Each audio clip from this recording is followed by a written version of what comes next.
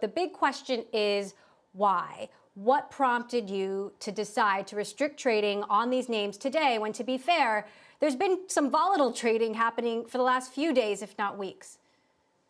Thanks for having me, Emily. I appreciate being here.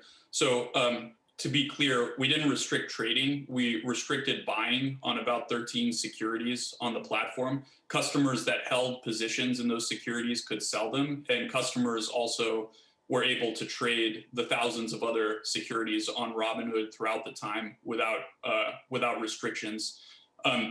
It's been an unprecedented market environment the past couple of weeks, where there's been concentrated investing around stocks that have been very, very popular on social media. So you're seeing kind of an intersection of social media and finance, and retail investors, individual investors participating in the markets like they've never before.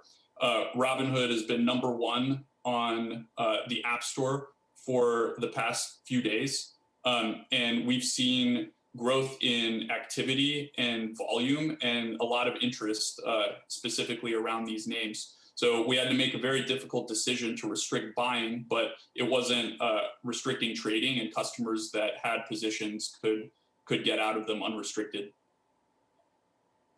That said, some of your customers, Vlad, are enraged. I mean, they say you're siding with Wall Street, that this is a crime. One person even saying that you should go to jail. What is your response to that? So there's a lot of misinformation out there. In particular, there's people saying that we were forced to do this by market makers we route to or other market participants. And I just want to come out and say that that's categorically false. We weren't directed by a market maker or any other market participant. This was a technical and operational decision that we made because Robinhood, as a brokerage, has financial requirements, including clearinghouse deposits that we have to make to various clearinghouses. Some of these requirements fluctuate based on volatility in the markets, and in this current unprecedented environment, can be substantial. So to protect the firm and protect our customers, we temporarily disabled buying in these securities. And we hope to re-enable buying as soon as tomorrow morning. So that said, did any of your investors or any other market makers ask you to halt these trades, even if that's not the reason why you did it? No. So talk to us then a little bit about why you would allow users to sell but not buy if you're about democratizing finance. Well, users not allowing to sell is very, very painful would be very painful to customers. Getting out of a position, that you're holding, and not being able to do that is painful. And we stand with our customers. We want to give them the ability and the platform to invest in stocks, buy and sell. So restricting buying, obviously not as painful to customers as restricting all trading in a symbol. So question from a viewer here, Vlad. If hedge funds can short 140% of a stock, but retail can't go long because of volatility in free markets, how does that make sense? Well, I mean, look, it's non-negotiable for us to comply with our financial requirements and our clearinghouse deposits. So we just have to do that. Robinhood has always stood and will continue to stand with the individual investor, their ability to have access to buying and selling stocks. And I've got to say now, I can kind of understand how Clorox and Lysol were feeling at the beginning of the dynamic when there's so much demand for something. So we're doing what we can. We hope to have them enabled tomorrow morning. And the team's been working incredibly hard day in and day out, even before this, so that we're available to our customers and we operate and run a reliable service for them. You're now facing scrutiny from both sides of the aisle. AOC tweeted earlier, "This is unacceptable. We need to know more about Robinhood's decision to block retail investors from purchasing stock while hedge funds are freely able to trade the stock as they see fit. As a member of the Financial Services Committee, I'd support a hearing if necessary." Ted Cruz retweeted that and said, "Fully agree." Will you come to Washington if necessary to testify about this? We are glad that both sides of the aisle are coming together here, obviously under difficult circumstances that have been challenging. Look, we're always open to having a conversation. We think this is a great opportunity to educate the public as well about how some of the mechanics around settlement in the financial markets work. I think there has been a lot of misinformation out there about why Robinhood did this. And we, first and foremost, did it to protect the firm and our customers. So let's talk a little bit about what comes next. You know, Bloomberg is reporting that you've drawn down your credit lines. Why did you do that?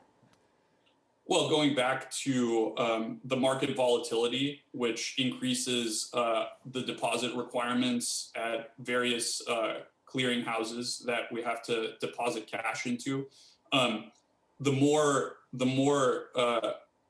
cash we have available to deposit at these clearing houses, the more we can allow customers to buy, especially of these stocks unrestricted. So we're obviously interested in removing restrictions and removing the restrictions as per our operational requirements, and increasing the amount of cash available to fund these deposits will allow us to better do that to the greatest extent possible. You've also been hit by some lawsuits. Are you prepared to deal with the avalanche of complaints, the people who want to sue you? And do you have enough capital to clear these trades on top of it? Well, we understand that people are upset when they want to buy a stock and they're not able to for some time. So we obviously stand with our customers in allowing access, giving the retail investors the ability to buy and sell stocks, and we'll continue to do so. We'll continue to do so, and our focus right now is on serving them and making our service as reliable and stable for them during these unprecedented market conditions. What have your conversations with regulators been like? Well, we're in constant communication as a registered broker-dealer with our regulators, and we have a great team in compliance and legal that we've been building out through the past year, and we've been working with our regulators throughout the history of the company, and that obviously will continue. And did regulators contact you before you decided to restrict in part the trade? Did you hear from FINRA? I don't want to get into the details of when we communicate with regulators and the conversations, other than to say that we're in constant touch with them. We talk to our regulators all the time, not just in unprecedented conditions, but also on a regular basis. So what happens when you lift the restrictions or whatever you'd like to call it that you've put in place tomorrow? I mean, is it possible that this could happen again? Is that something that you're prepared to do? Well, the team is working very, very hard to not just make sure that customers have the ability to have access to all of the stocks. And again, this was just 13 stocks that we temporarily set to position closing only. So we're interested in removing that. We also want to do that in a way that's clear and safe. And teams have been working very, very hard to make sure that if we ever do have to impose restrictions on anything, the communication of those restrictions is high quality and customers understand what's happening and what they can and can't do. And look, how do you decide, or some might say, who are you to decide, when to restrict or not? Like Tesla is up 1,000% over the last year. How is that any different? Well, I think that these situations are a little bit different. No situation is the same. And these are really unprecedented times in the past couple of weeks. Robinhood's been #1 on the App Store for the past couple of days. And the kind of intersection of social media and finance that we're seeing right now is not something that I've seen before of this kind. Now, your mission, Vlad, you've always said has been to democratize markets, and your brand is really important. And I wonder how concerned you are about a hit to your brand, because some would say, if you're about democratizing markets, why restrict trading at all? You look a lot more like perhaps the Sheriff of Nottingham playing dress up than Robinhood himself. So we restricted buying temporarily. We're obviously all about access, and we're going to continue to stand for the individual investor. For the longest time, the criticism that Robinhood's received is, are you making it too easy? Are you giving too much access? Should individual investors be able to invest in stocks? So I've been, for many years, defending the idea that, yes, they should have access. Of course, we need better tools and education and to inform them, but that access needs to exist. So we'll continue to be an advocate for that. And it's in our name. It's in what we stand for as a company. Now, I wonder if there's something in your zero commission model that makes something like this more likely, and what you'll be potentially reevaluating as a result of what you've learned from the last few days. Yeah, I don't really think it has to do with the model. I think that this is just an unprecedented union of social media and financial markets, and we haven't quite gotten through that thread to see what that means for us as a society and as an economy. So we're working through it, as are other brokers. And Robinhood wasn't the only broker to impose restrictions. Lots of other brokers restricted these securities in one form or another throughout the week.